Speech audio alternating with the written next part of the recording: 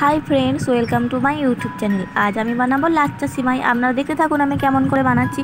প্রথমে কড়াইয়ে ঘি দিয়েছিলাম। ঘি দেওয়ার পর কাজু বাদাম আর কিশমিশগুলো একটু লাল করে ভেজে একটু বাটিতে তুলে রেখেছিলাম। তারপর আবার কড়াইয়ে একটু ঘি দিয়েছিলাম। ঘি দেওয়ার পর লাচ্চা সিমাইগুলো একটু লাল করে ভেজে একটু বাটিতে তুলে রেখেছিলাম। অনেকে ভাজে না, আমি আবার একটু লাচ্চা সিমাইটা ভেজেই নিয়েছিলাম। তারপর কড়াইয়ে 1 লিটার মতো দুধ নিয়েছিলাম।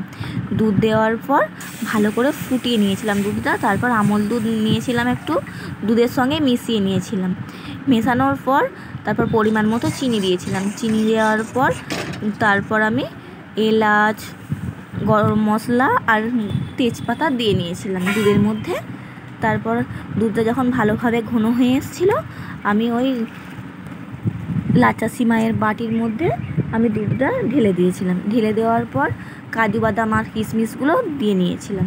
আমার রেডি লাচ্চা সিমাই বানানো। আপনারা এইভাবে আবার বানিয়ে দেখবেন, খেতে ভালোই হয়। থ্যাংক ইউ আমার ভিডিওটা দেখার জন্য।